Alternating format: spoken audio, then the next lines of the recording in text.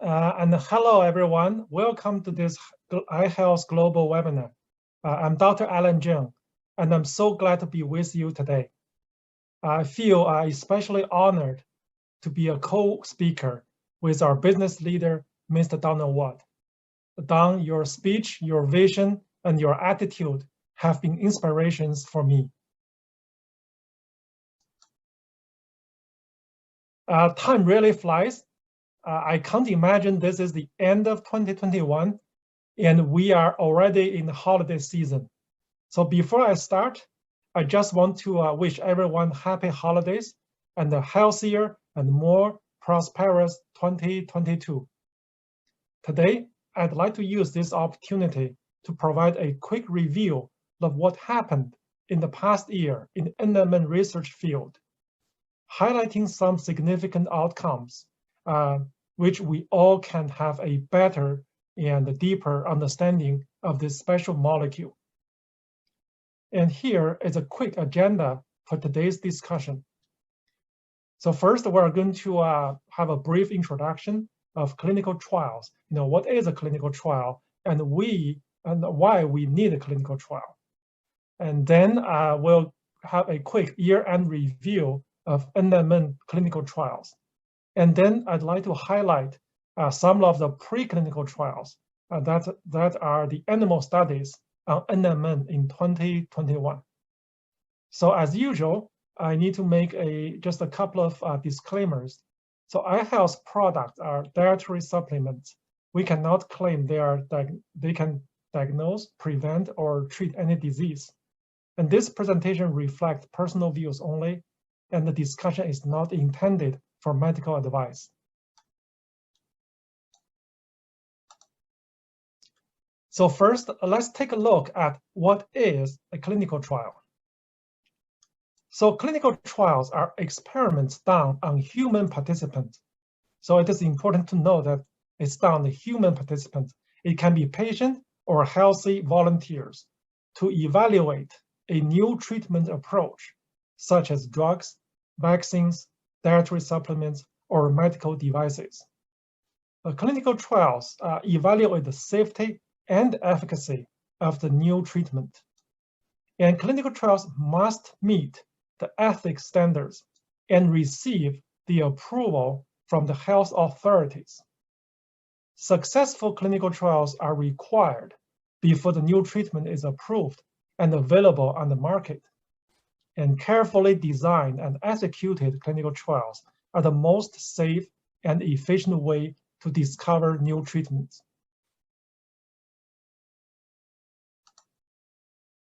So clinical trials can be categorized into two types, the observational study and the interventional study. Observational study is in this type of study, so investigators observe the subject and measure their outcomes. The researchers do not actively manage the study. So in the interventional study, the investigators give the research subject an experimental drug procedure or use of medical device to compare the treated subject with those receive no treatment or the standard treatment. Then the researchers will assess how the subject's health changes. Conventional studies provide less compelling evidence than the randomized controlled interventional studies. In observational studies, the investigators retrospectively assess associations between the treatment given to participants and their health status, with potential for considerable errors in the design and interpretation. A randomized controlled interventional study can provide compelling evidence that the treatment causes an effect on the human health. So now let's take a look at some common clinical trial design. The first, randomized study. So in the randomized study, each study subject is randomly assigned to receive either the study treatment or a placebo. A blind study means that subjects involved in the study do not know which treatment they receive. If the study is double-blind, that means the researchers also do not know which treatment the subject receives. So this double-blind design is to prevent researchers from treating the two groups differently. Placebo-controlled study means the use of a placebo, also called fake treatment. That allows the researchers to isolate the effect of the treatment from the placebo effect. In many cases, giving a placebo to a person suffering from a disease may be unethical. To address this, it has become a common practice to conduct an active control trials. In trials with an active control group, subjects are given either the experimental treatment or a previously approved treatment with known effectiveness.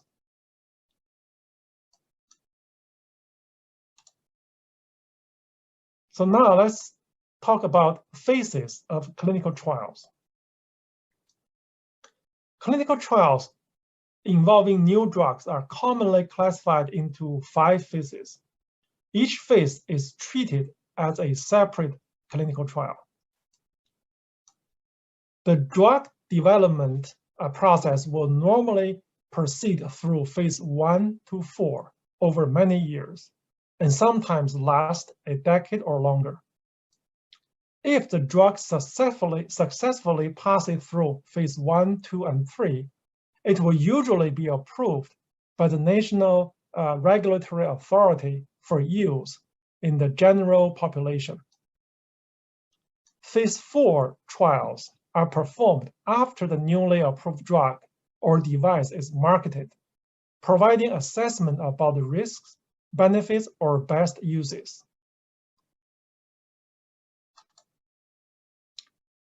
So now let's take a look at individual phases. Phase 0 trials are optional first-in-human trials. In phase 0 trial, a single sub-therapeutic doses of the drug or the treatment are given to a very small number of subjects, typically 10 to 15 people, to study the absorption, distribution, metabolization, and clearance of the drug and the drug's interactions within the body. Phase 1 trials are often the first in-person trials because phase 0 is optional. Typically, in phase 1 studies are conducted within a small group of people, normally fewer than 100 people, to evaluate safety, determine the safe dosage ranges, and identify side effects. Phase 2 is to assess dosing requirement, how much drug should be given, and to determine efficacy, and studies how well the drug works at the prescribed doses, establishing a therapeutic dose range. So that's phase 2 study. Now, phase 3 study is testing with a large group of people, typically 1,000 to a couple of thousand, to confirm its efficacy and evaluate its effectiveness, monitoring the side effects and compare it to commonly used treatment, and also collect information that will allow it to be used safely. And phase 4 study is a post-marketing study to assess risks, benefits, and optimal usage. As such, they are ongoing during the drug's lifetime of active medical use. So the difference between phase 4 and the previous phases is that phase 4 is conducted after drug is approved to further study their benefit, risks, and side effects as such.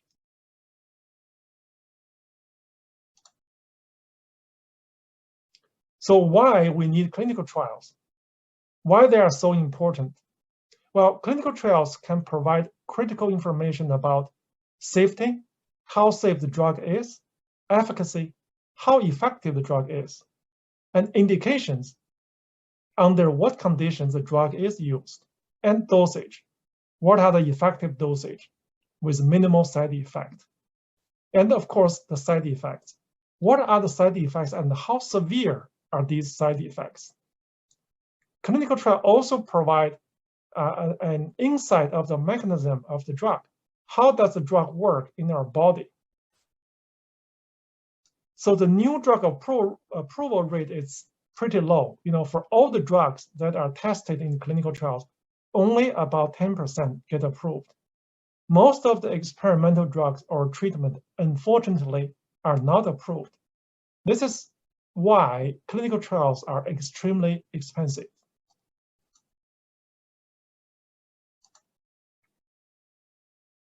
So clinical trials are important and necessary.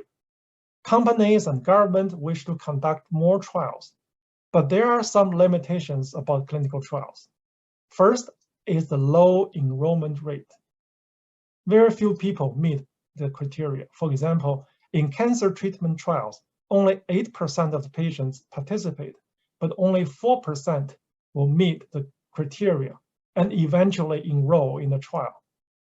These patients are called perfect patients, because they meet all the criteria. But in reality, most patients are not perfect and will have different kinds of conditions.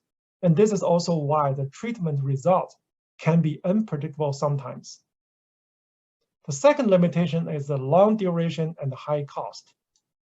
And it may take years to discover all the side effects. There are some special challenges for anti-aging studies. The first, there are many uncertain factors for aging. For example, genetic factors, lifestyle factors, work environment, economic factors, etc. And it's difficult to set up the control group. Study longevity may require decades of research. So often, people only study certain aspects of aging. For example, on a specific health condition like heart function or inflammation, but not the actual longevity, the lifespan. Another challenge with anti-aging study is that many supplement, their ingredient, it's hard to control. We don't know the purity of the ingredient, the quantity or the quality. So it is very hard to do the right analysis. So that's another challenge for anti-aging supplement study.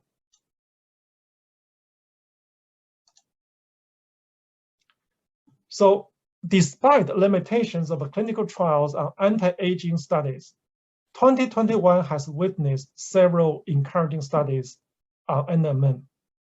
There are quite a few exciting news in the field. So let's take a look at NMN clinical trials in 2021. So there are about 20 NMN clinical trials registered worldwide, and most are in the US, Japan, and Europe. The clinical trials are addressing specific health issues or safeties. They are not longevity studies. Most of the clinical trial results are not published. So today we are going to highlight the clinical trials from US, Japan, and China.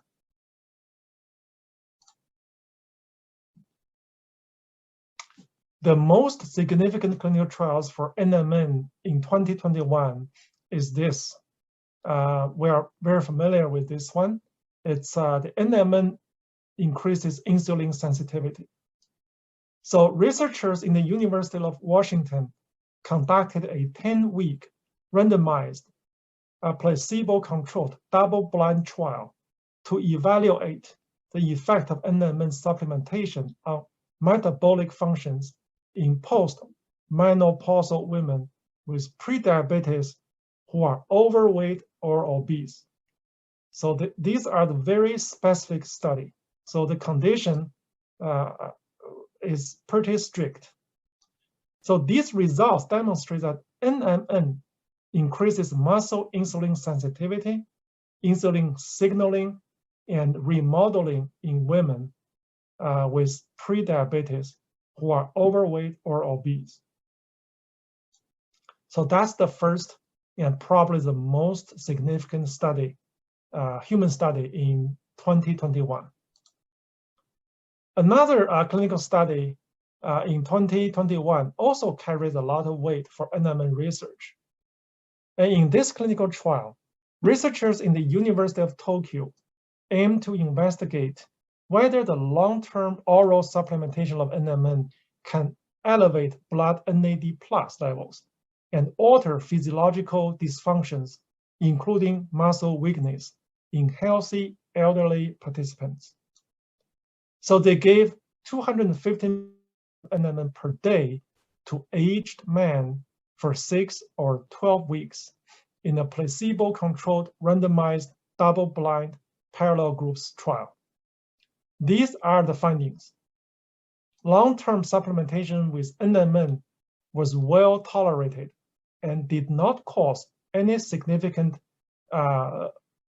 side effects. The metabolic analysis demonstrates that NMN significantly increased the concentration of NAD+ and NAD+ metabolites. Moreover, NMN significantly improved muscle strength and performance in old men.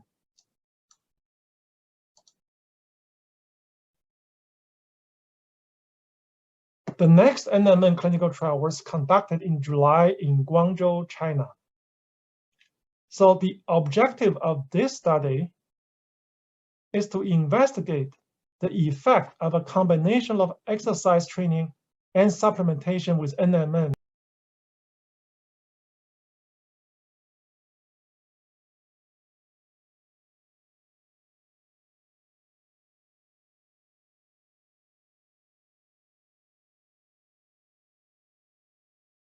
on cardiovascular fitness in healthy amateur runners.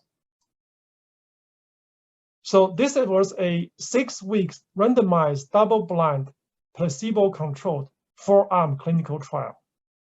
It included 48 young and middle-aged runners.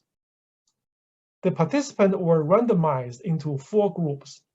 The low-dose group, who received 300 milligrams per day NMN, the medium dosage group, who received 600 milligrams per day NMN, and the high dosage group, 1200 milligrams per day NMN, and of course the control group, who received a placebo, no NMN at all.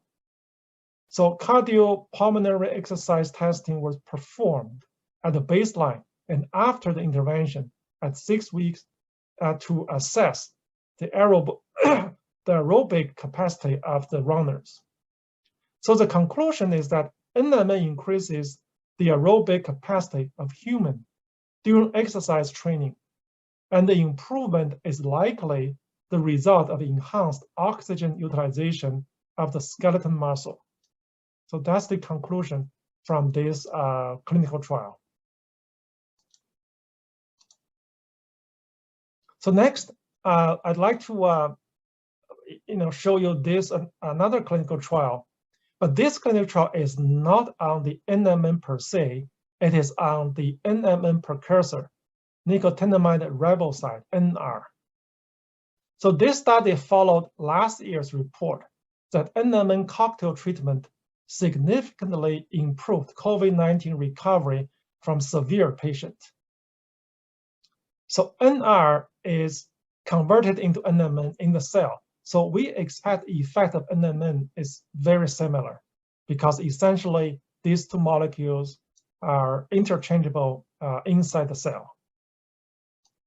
So a group of researchers from Sweden, UK, Turkey, and China investigated if a high oral dose of a mixture of the combined metabolic activators can restore metabolic function and aid the recovery of COVID-19 patients.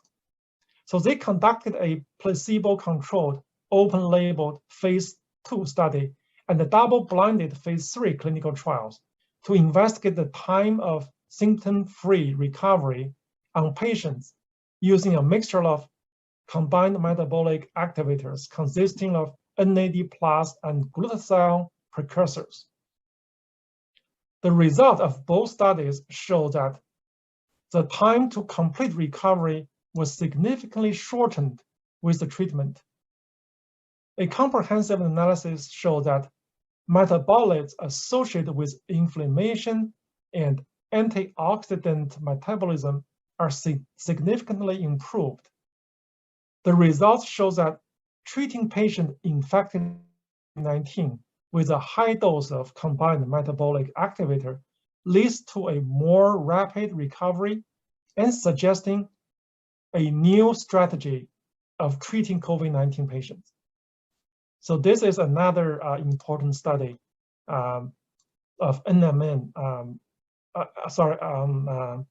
NMN precursor, NR, from the COVID-19 patient. This is actually a large-scale study. It involves hundreds of people.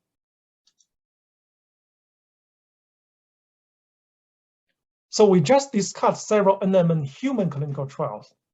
Now let's take a look at some preclinical studies. So preclinical study means that studies conducted in animals. So the first study shows that NMN enhances activation of cancer-fighting immune cells. So degraded immune function is a major factor to the diseases, including cancer. Specifically, natural killer cells that terminate cancer and viral infected cells become less effective with age. At present, no remedy exists to restore the function of the natural killer cells during aging. So compounds that stimulate natural killing cells activation may prevent age-related disorders or slow their advancement. Researchers from Juntendo University in Japan show that NMN increases natural killer cell capacities to destroy cancer cells without increasing immune cell numbers. The studies support that taking NMN may be a way to rejuvenate the immune cells activation to preserve tissue health during aging.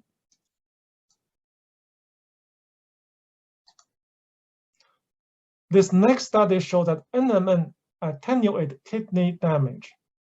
So we know kidney is the organ that keeps our blood clean and filtered.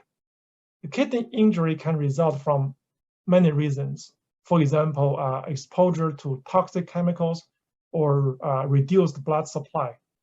But currently, we don't have any therapeutic options to promote kidney tissue repair or prevent the subsequent scarring, also called fibrosis in the medical term. So researchers from Beijing University First Hospital in China published a study in March 2021 that identified the NMN as a therapeutic option to alleviate kidney tissue scarring following the injury. In their publication, they show that NMN inhibits kidney cell damage, aging, and inflammation to prevent tissue scarring. The study suggests that NMN could be an effective strategy to prevent and treat kidney fibrosis after injury.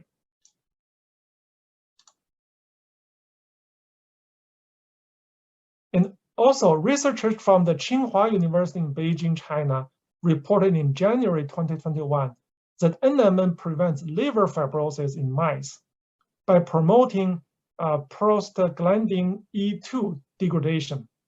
So liver fibrosis is a reversible wound healing response to acute or chronic liver injuries that can progress into cirrhosis and liver cancer. Finding new strategies for preventing and management of the liver fibrosis is urgently needed. And these results suggest that NMN supplementation is a new therapeutic approach for liver fibrosis prevention.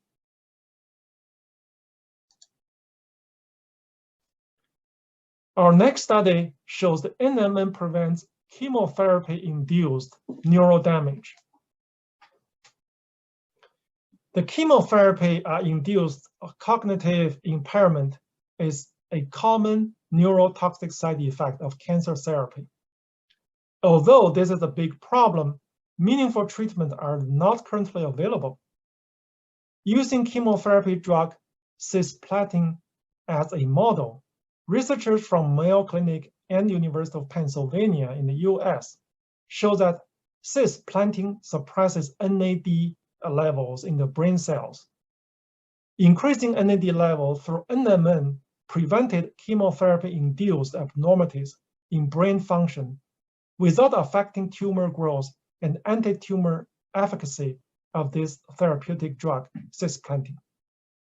The conclusion is increasing NAD through NMN supplementation offers a potential therapeutic strategy to safely prevent chemotherapy-induced cognitive impairment, and thus providing hope for improved quality of life in cancer survivors.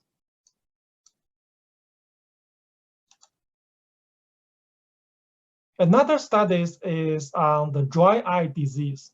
So we know that dry eye disease is one of the most prevalent eye disorders and causes substantial discomfort.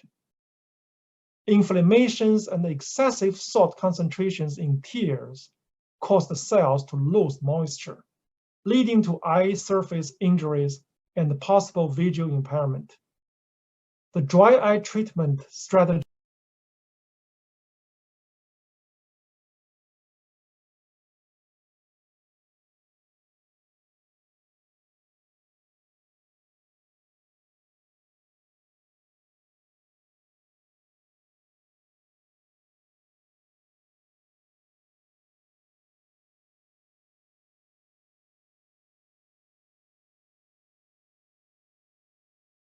include eye drops with artificial tears that target discomfort. But researchers still need to find ways to preserve the eye cell function following eye damage. And researchers from China published a study in the Journal of Inflammation Research describing how treating eye cells suffer from this condition with NMN preserves their viability. NMN reduces the level of eye cell inflammation and improves the dry eye healing process, suggesting NMN could provide a way to prevent eye injuries from dry eye diseases.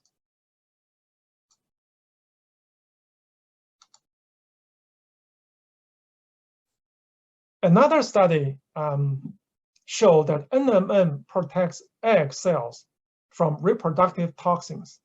So in this study, a group of scientists from China showed that NMN restores the fertilization ability of oocytes exposed to environmental pollutants.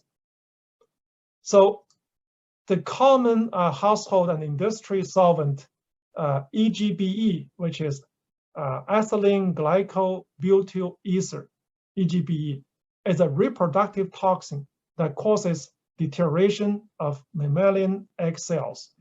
And NMN can protect the egg cells quality from EGBE-induced deteriorations. So this is published in February earlier this year.